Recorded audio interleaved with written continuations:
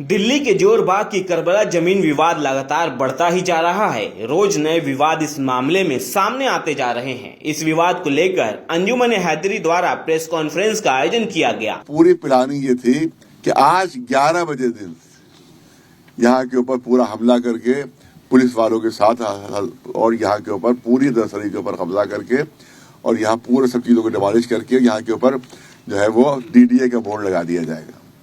और कल यानी ये भी अल्लाह की तरफ से इंसाफ हुआ कि कल हम लोगों को मालूम हुआ।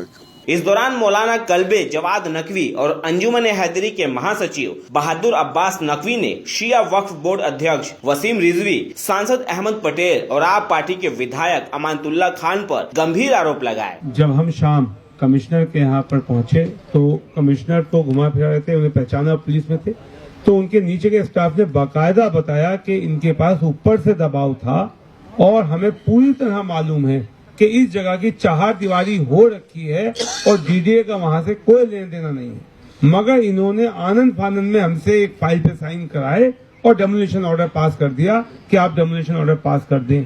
तो इन हालात में जो हमारी कल सारी चीज सामने आई, क्योंकि अहमद पटेल आज तक ये कहते रहे थे कि मेरा यहाँ इन्वॉल्वमेंट नहीं है, मगर एक बहुत अहम सबूत अभी इसी जुमे में हमको मिला है। एक केस के अंदर पुलिस के गवाह की जब गवाही हुई, उस गवाही के अंदर महमूद प्राचा साहब ने जब उनका क्रॉस किया तो खुद पुलिस वाले गवाह ने कहा कि 2013 में मैं यहाँ मौजूद था तो यहाँ पर regular frequently Ahmed Patel nursery में आया करते थे। इस सिलसिले के अंदर अंजुमन को देखनी पड़ी है और अल्हम्दुलिल्लाह बहरहाल अंजुमन के हौसले आज भी बुलंद हैं और आइंदा भी जितनी भी रुकावटें पैदा की जा सकेंगी, मुझे भरपूर उम्मीद है कि अंजुमन उनसे लड़ने का हौसला रखती है। लोगों की नीयतें ख़राब हैं और वो नाजायज़ तरीके से हमारी मीरास पे कब्ज़ा जमाना चाहते हैं और इसके हम लोग 1400 साल से शिकार हैं। बहरहाल हमारी जायदाद पर, हमारी प्रॉपर्टी पर कब्ज़े होते रहे हैं, लेकिन ये कोई ज़रूरी नहीं है कि ये गासिबीन जो हैं वो अपनी इस हरकत में कामयाब हो जाएं।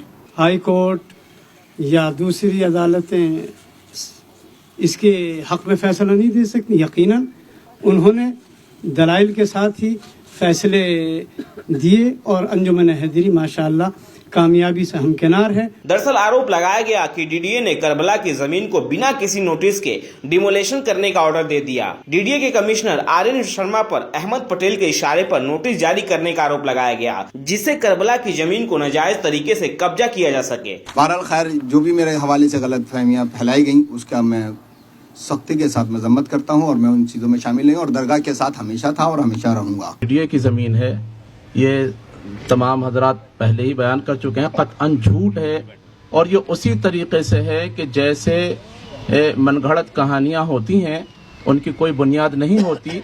और अभी मौलाना मोहसिन साहब कबिला ने भी ये बात फरमाई कि अगर डीडीए की ये ज़मीन थी तो डीडीए कब वजूद में आया है, इसका वजूद, करबला की ज़मीन का वजूद 600 साल पुराना है और डीडीए को बने हुए अभी 100 साल भी नहीं हुए। करबला और मौलाना के लिए कुर्बान है। हर वक्त हम सब कुछ इन पर फिदिया कर सकते हैं। करबला जमीन विवाद केस में हार के बाद अहमद पटेल और अमानतुल्लाह खान द्वारा नए तरीके से जमीन हथियाने का भी आरोप लगाया गया। इस दौरान देश के कोने कोने से मौलवी इस प्रेस कॉन्फ्रेंस में मौजूद रहे। ये एक डीडीए ने एक ऑर्डर पास किया है ये 2 दिसंबर को और तकरीबन 16 डिपार्टमेंट्स ने ऑर्डर यहाँ पर भेजा है और उसमें एक करबला की ज़मीन के नंबरान उसने दिए हैं और कहा कि ये इस पर नाजायज़ कब्जे हैं और हमको इनको डिमोलिश करना है नाजायज़ कब्जों को और वहाँ के ऊपर फेंसिंग करना है, फेंसिंग करके डीडीए का बोर्ड लगाना है और जो नंबर उसने दिए हैं वो सब यहाँ करबला के नंबर हैं। इसका मतलब प्लानिंग थी कि करबला के ऊपर कब्जा किया जाए और ये इस प्लानिंग में जो कमिश्नर है वो शामिल है, इसमें जो डीडीए कमिश्नर है जिसका नाम शर्मा कोई है, राम निवास शर्मा है और ये राम निवास शर्मा जो था ये पहले पुलिस में था और इसकी आउटपुट जो किया था वो अहमद पटेल साहब ने किया था और उसके बाद अब ये डीडी कमिश्नर बन गया। तो ये गवर्नमेंट यहाँ गवर्नमेंट का आज की मौजूदा गवर्नमेंट है इसके फेवर में नहीं है, बल्कि ये उसके अहमद पटेल के साथियों में उनका वफादार है। इसमें ऐसा है कि अहमद पटेल काफी लंबे समय से इस जमीन पर कब्जा करने के लिए आमादा थे।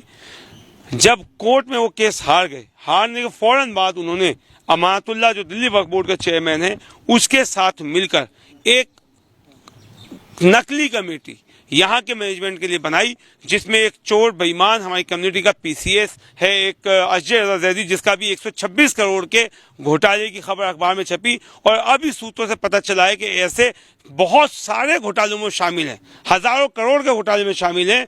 तो जो इस तरीके के बेईमान, और एक उनका वाइस प्रेसिडेंट है जो चीटर डोजियर है, उसका दिल्ली पुलिस का डोजियर बना हुआ है, और उस ऐसे ऐसे बेईमान और गुंडों को अहमद पटेल ने अमानतुल्लाह के थ्रू यहाँ बनाया।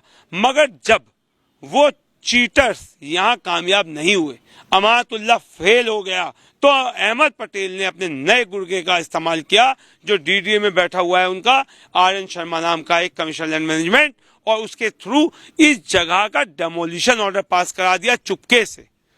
हमें कोई नोटिस नहीं दिया गया, हमें कुछ बताया नहीं गया, और ये उन्होंने डेमोलिशन ऑर्डर आप देख सकते हैं 2 तारीख को पास कर दिया। आज 11 दिसंबर 2019 सुबह 10:30 बजे तोड़फोड़ करने का, और यहाँ पर कब्जा लेने के लिए तारबंदी करनी थी, और यहाँ पर इन्होंने अपने बोर्ड लगाने थे, जिसके बारे में हमें कल पता चला। मौलाना कल्बे जवाद साहब, और अभी आपने देखा तकरीबन सैकड़ों मौलाना यहाँ मौजूद थे जो उसका विरोध के लिए यहाँ आए थे। जो उनको जानते हैं, जो करबला को जानते हैं, वो सब इसके हिमायती हैं, और इंशाअल्लाह हक सर चढ़ के बोलता है और सर चढ़ के बोलेगा। ये दुश्मन चाहे अहमद पटेल हो, चाहे दूसरी हुकूमतें हों, चाहे वो अमानतुल्लाह। हम गवर्नमेंट से या दूसरी वो ताकत से उतना ही चाहते हैं कि जब हमारा हाथी पार हो गया तो हमारी दुम पकड़ने की कोशिश न की जाए, और अगर उसने दुम पकड़ने की कोशिश की तो पूरे हिंदुस्तान में झगड़े के अलावा कोई रास्ता नहीं है। Bureau report, Divya Delhi news. ताज़ा तरीन खबरों को जानने के लिए अभी टाइप करें दिव्य दिल्ली न्यूज। नीचे दिए गए सब्सक्राइब बटन को दबाएं और नोटिफिकेशन के लिए दिए गए बेल आइकन को क्लिक करें। हमारे वीडियोस को लाइक, शेयर और कमेंट करना ना भूलें।